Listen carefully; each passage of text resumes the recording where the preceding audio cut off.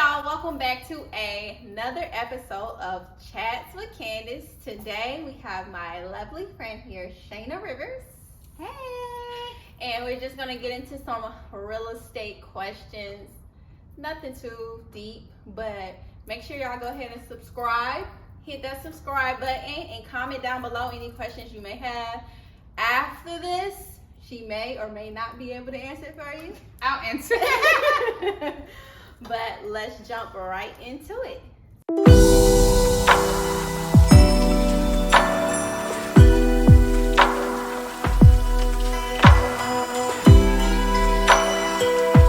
So you want to tell us a little bit about yourself? So my name is Shana Rivers, and I am a broker owner here in the Atlanta metro area. Y'all heard her. Broker, owner.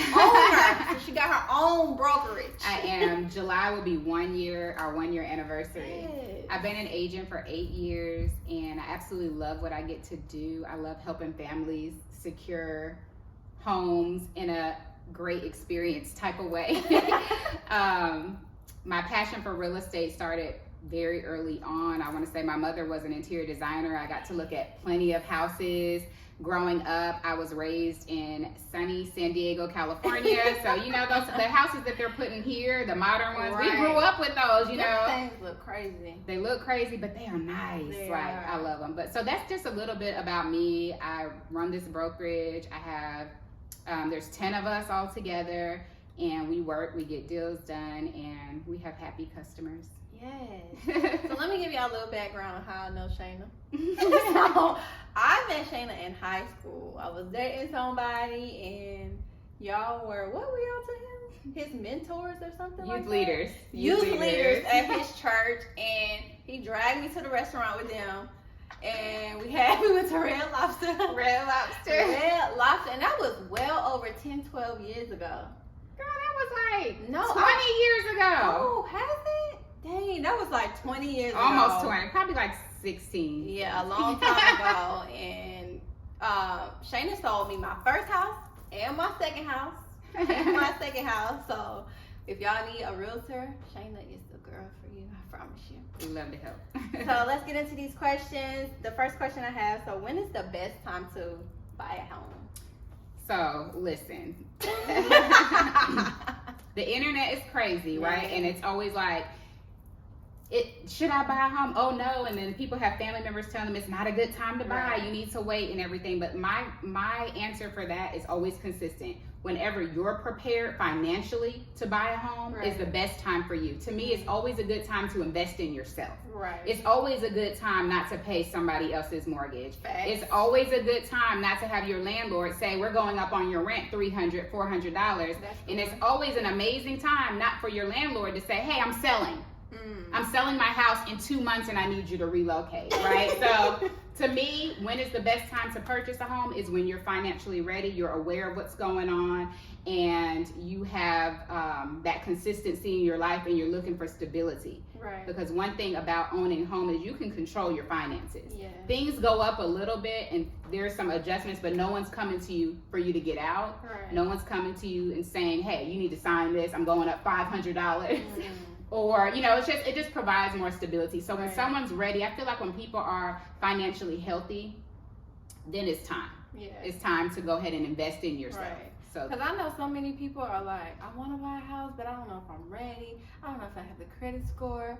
But I'm always like, if you don't look into the details of what you actually need, how do you know if you're ever going to be ready? If you're just telling yourself that you're not ready, that's not doing then you're not. You're right? never You know what I'm going to saying? be So I ready. have people, when people sign up for consultations, that's some of the things that I ask them. Do you know your credit score? Because for me, if you're trying to make a purchase that's this big, hundreds and thousands of dollars, but you're not even aware of where your credit score is. Some people are fearful to even address their credit score, but trust and believe, if you don't look at it, it's not going away. Ever, you know what I mean? ever. It's not going away. You have to deal with these things, right? Yeah. I myself one time had a 400 and something credit score. You hear that? I had but now I'm glad to say I'm in the 800s, right? I can get anything I want, you know what I mean? But I'm very serious about credit, and I even when people approach me or they just want to get their credit right just for a house, I'm against it. because I want you to have your credit right for you, right? Why do you have to keep paying the higher interest rates? Why do you have to keep getting denied for things? Why do you have to get your kids credit? You know what I mean? And do all that type of stuff, therefore setting them up for failure immediately. I know some people that have done that too. Yeah, I do too. Immediately you're setting them up. You know what I mean? Like, how did you have this AT&T bill and you were 5? You know, like, I'm just trying to figure out how I have bad credit walking into my adulthood. I'm really trying to figure it out. So I think that dealing with stuff, talking to an agent that you trust, and just kind of saying, hey, you know, I want to know all the specifics and how I can get there. Right. Cool. Tell buyers in this market, because we know this market right now is crazy. It's really a seller's market. There's not enough houses. So what are 2 things that you would tell a buyer to be able to swim and not drown in this market? So I always, like my clients right now, I tell them, if you're willing to battle, I'm willing to battle with you. Now, if you're going to give up, you're going to be a wimpy buyer, you know what I'm saying? Seriously, if they're going to be wimpy and, oh my God, it's too much, I can't handle it. I always tell people immediately, do not get attached to any house emotionally until the keys are in your hand anyway. I remember you used to tell me that all the time. Don't get attached. I would look at the first time and be like, this is it. I really want this house. Nah. I always feel like your door is going to be your door and nobody can take that away from you, period. So in this market, if you need to have the right mindset, you can't approach it like it was a couple of years ago. And you can't approach it like I'm getting a deal. The deal is I'm paying my own mortgage. The deal is I'm investing in myself, right? And I am gaining money through putting that back into my personal equity building space, right? Or I'm going to build through appreciation or equity. So either way, you benefit. Right. And the fact that no one got to tell you to go nowhere. You know what I'm saying? Like, there's no better house. It's my house. If I want to take this wall down, if I want to paint this wall, if I want to have a pet, if I want to have a guest, you know what I'm saying? Right.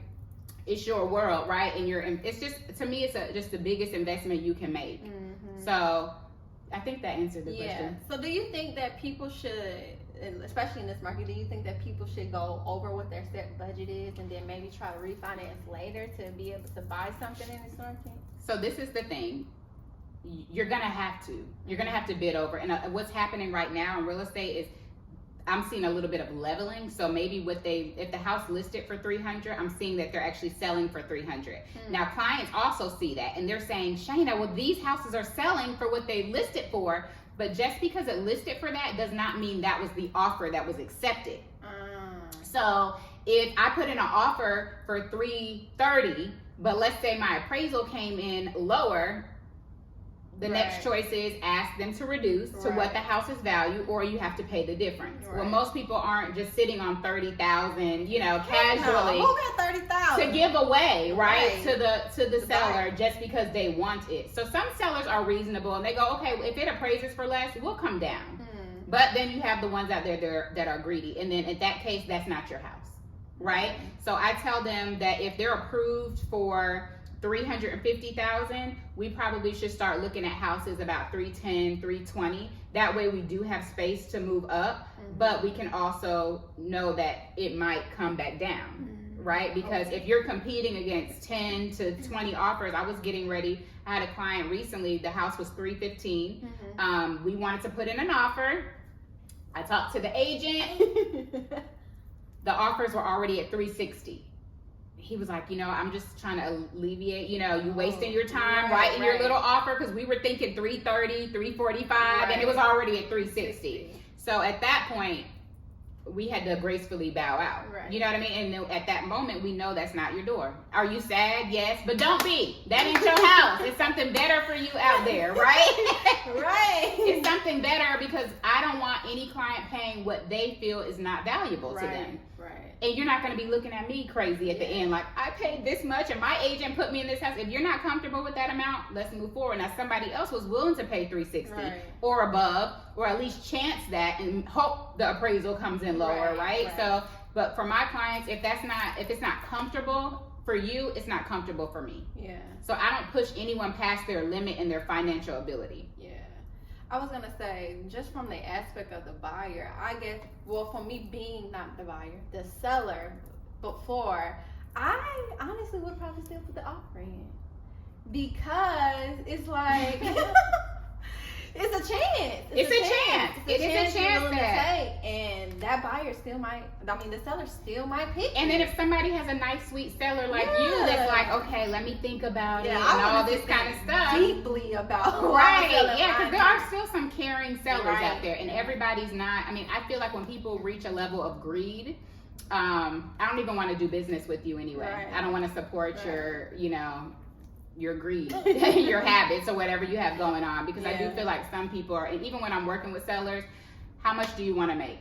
That's what we're going to list it for. If other people come in acting crazy, but we've accepted offers at asking, and that's fine for us, and all the other things match up, it gives my seller what he wants.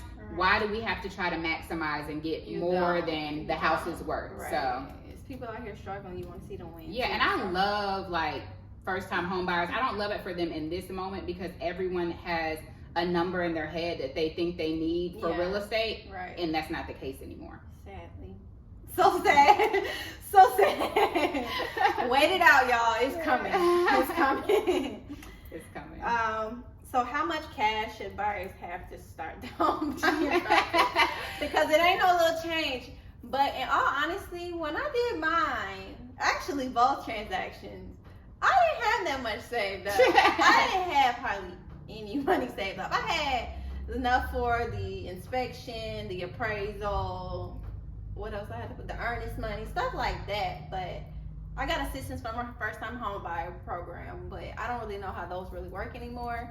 But I didn't have that much money saved up. But I'm sure now times are different. Times are different, and there are first-time home buyer programs out there where they help you with down payment, but your credit needs to be right. You need to be at least at a 640 credit score for them to even give you that. And then there's other factors that go with that. Some will give you 100% of your down payment.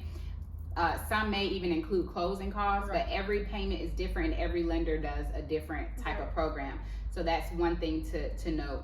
But in the home buying process, right now, I used to tell people to have 7% saved.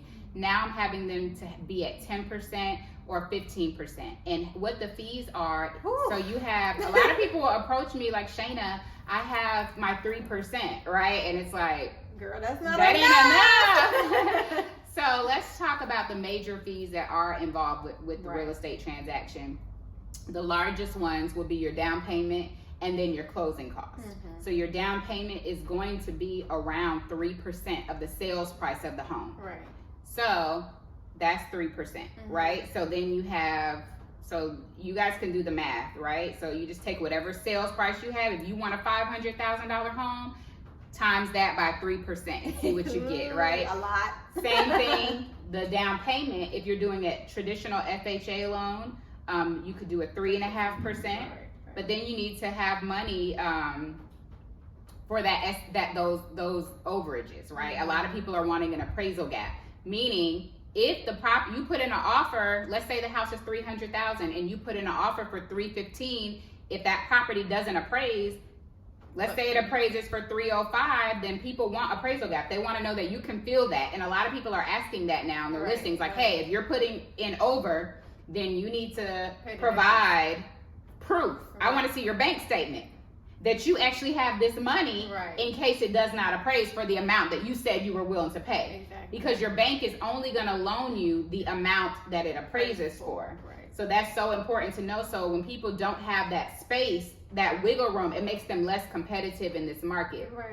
But the good thing is there are still sellers out there, right? Like, I honestly believe there's some good ones. I believe that, one of my agents, she's so cute. She went and showed a house for me. The guy was like a single guy, and he wanted her offer. Like, he wanted her offer. It was literally a house that was $415,000. We put in an offer for $420,000.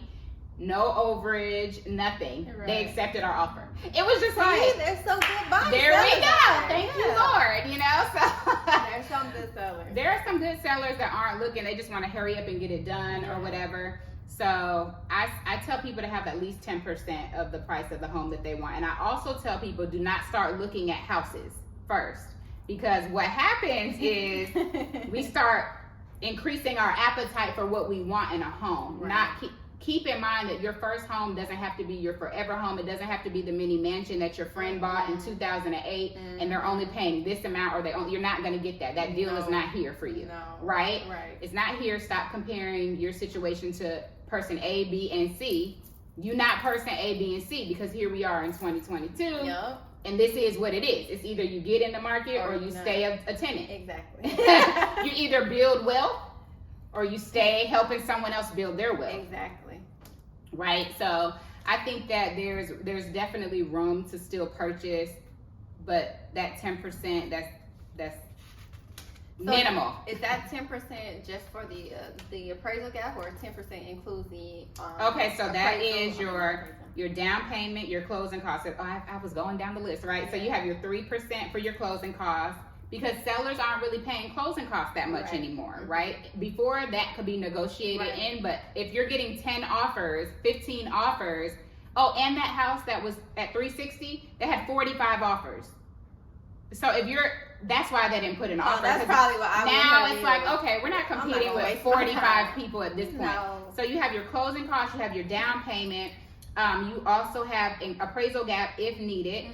Then you have your earnest money. This is the 3 fees you'll need up front before you even close. The down payment and the closing costs, you can you don't pay that until closing day.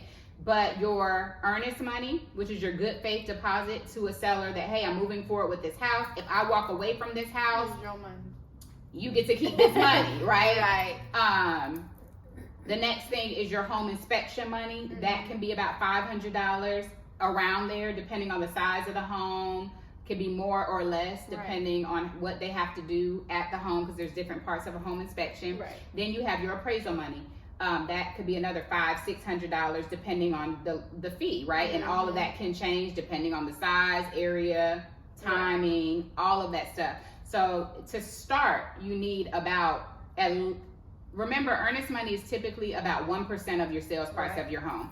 So I would say if you're buying a $300,000 home, you need to put down at least $3,000 in earnest money. Know that. Right, it's normally about 1%. So sometimes people will take less. It depends. There's no that's the standard, right? That's just the unspoken standard. Right. But if I want to put $1,000, there's no rule, or the person can accept my offer or not. They may not take me as seriously. They might be like, oh, she don't have money. Right, we might have a problem at closing day. If they only have $1,000 on this $300,000 home, we might have an issue on closing day. So that just shows them, hey, I have my foot in the game, and those funds that you give up front, those are applied back to you at closing. Right. So it goes towards the transaction. Yeah, it comes back to your transaction. Reduced from your cash to close, what you need to bring that day. So if it was $15,000 that you needed to bring, now it'll be $15,000 minus the $3,000. So there you go. But then those are the 3 major things you would need up front, and you would have that space and that time to gather your other funds together, because before we even get to closing, your lender is going to need proof of all these funds, and they're going to be wired to the closing attorney, so that we can get there and just sign papers. That's the pressing part. Wiring that money. Exactly. Oh, I hate to see it leave the account. I did not want to. But it's so worth it, though. It was. Like, for me, like, I couldn't wait to send that money, because I was ready to get into my new house. I could not wait. Like, it'd be worth it. Doing the new construction versus having a property that was already somebody else's. Yeah. Like, it's a different vibe. Like, man. I don't know if I could do a resale anymore. No, I don't feel like I can go back. I don't feel I could go back. Like, being able to pick my floors, pick the counters, like, do everything. Mine. Sit on my own toilet for the first time. I'm breaking come it. and feel the like new construction smell. It's just like, I love it. I can never. I'm spoiled with new construction. I don't know if I could ever go back. Like, it just has to be something grand in order for me to ever go back. Right, exactly. Yeah, so new construction me. Okay, so what are like the standard qualifications needed to get approved to buy a home? Okay, so for your standard loan approval, you'll definitely talk to a lender, and everyone's different, right? Just because I've seen people make $100,000 a year only qualify for like $150,000 loan, and I've also seen people at $50,000 be able to qualify for a $400,000 loan. Maybe have less debt. Because your debt, the more money people make, the more debt they acquire. They have a nicer car, Right. a bigger car note, right? And all that stuff plays into what the lender will qualify you for, because they look at DTI, your debt to income ratio. So the one thing you want to have is a low DTI. You want it to be under 40%. Is some people will go above, like up to 50%, but to be in a healthy space, you really want it to be like under 40%. That's where I try to keep my personal debt. And what that means is if you take all of your debt and divide it into your income, there's a number, and it's normally a point dot dot dot dot dot. Some people have a 2 point dot dot dot dot dot, but you really want it to be a utilization of under 40%, right? And that's just a healthy space to be in, and it gives the lender room to say, hey, this person can afford this, this, and this. So you want a low DTI. You want to have at least, so you hear things and people doing things at a lower credit score, right? I think with home ownership, it's all about saving money. When you have a lower credit score, meaning under 600, you're gonna pay a higher interest rate. Right. And I forgot to say this about down payment programs and things like that. There's no free money. When you get a down payment program, you're paying a higher interest rate. So it all depends on what's important to you up front. Do I want to pay more money up front, or do I want to take this money and have a higher monthly payment, right? So those are things that you just have to sit and work out with your lender and your agent and just figure out what's the best situation for you. So going back to what I was saying, you need to have consistent income, right? They want to see that you're going to be able to pay this back. You're credit worthy, right? I always ask clients, like, would you loan you $500,000? Do you pay them credit card bills? Do you pay? You know what I'm saying? Because they don't know you, right? And sometimes people feel like the lender is against them. And no, the lender wants to close a deal, but it's their job to protect the assets of the company. So if I give you a loan and you're not approved, guess who they're going to look at? Me, as not doing my job correctly. So it's their job to figure everything out about you and make sure you are a good candidate to loan $400,000. Right, it's not small money. This is That's not small money. And guess what? They don't know you. Exactly. These banks don't know you from nothing. So all they know is what is on your credit report. Do you do what you say you're going to do? Right. And that's what they're looking for. Right. So sometimes people have a credit score that's like 580. They can get a house. They're probably going to have a higher interest rate, and they're probably going to have to put more money down. FHA can actually do a loan down to 500. There's not a lot of lenders that will do that, because if you have a 500 credit score, that's showing that one, it's something on your credit report that's really weird, right? Or something, or you're just not responsible with your finances, right? So, but there are people that I might have a 500 credit score, but I have a lot of money, and they can compensate that, right? You might have to put more money down and take the higher interest rate, but some people are willing to do that.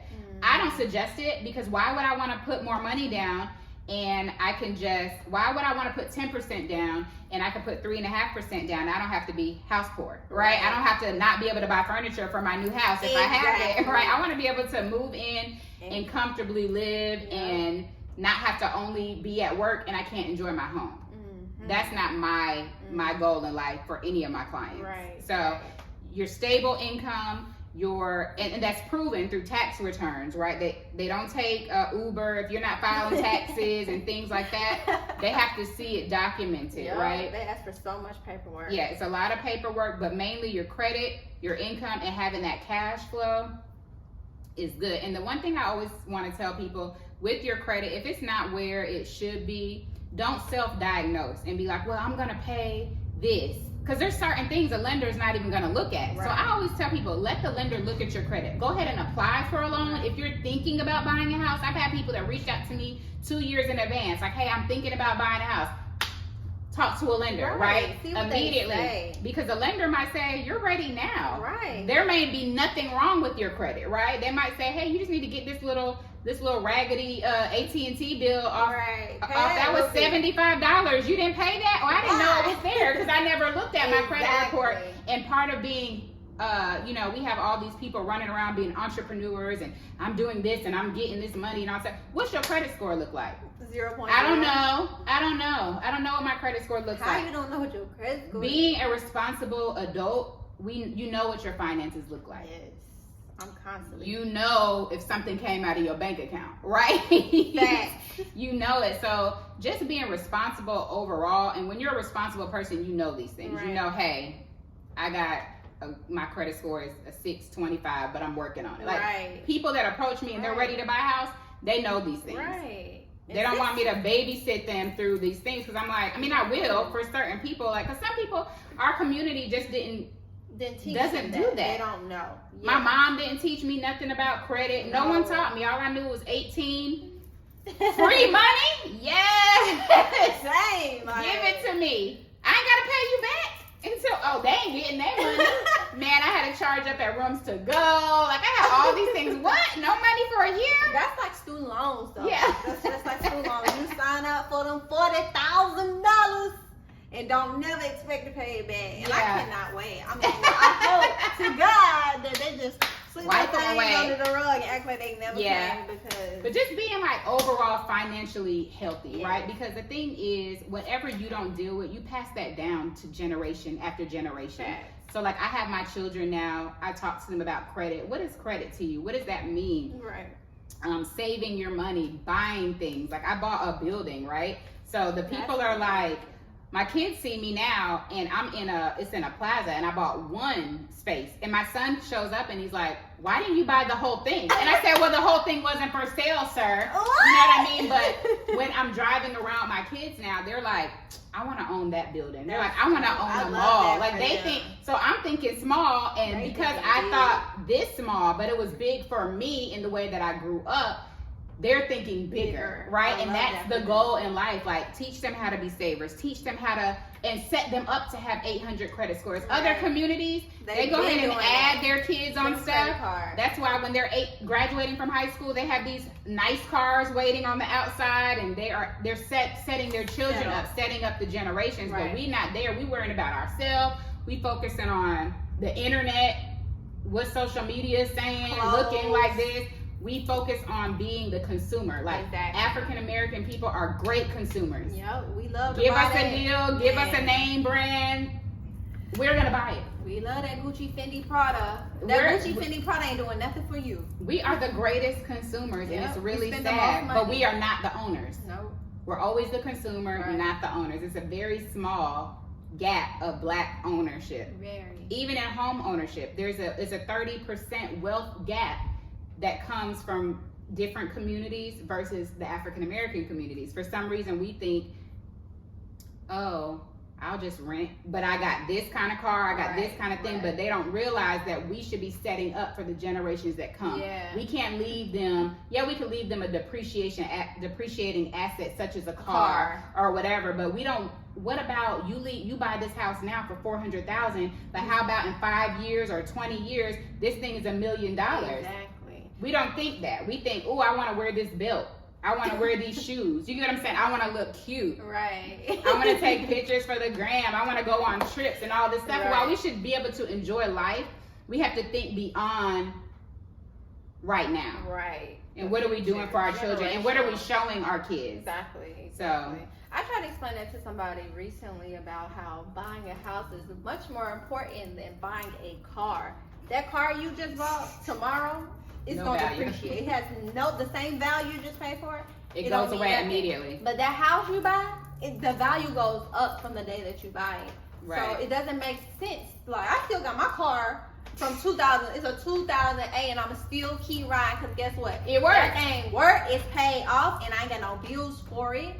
And I'm gonna keep stacking my car. Like I have my car. I mean, I got it in 2014. I've been driving that same car, and guess what? I want a better car. Like there's a car that I want. However, the price has gone up on that car, and it's fine. But guess what? When I get that car, it's going in my business name. And guess what? When my brokerage makes enough money to fund it for me, then I'll do it. But until then, it gotta make sense. It's gonna be the no car, no life because I enjoy the no car, no life. You gonna be bummed. Like, I'd be glad to put gas in my car. I'm like, I don't pay no car, no. True. I be wanting a new car. I'm like, girl, you don't need no car.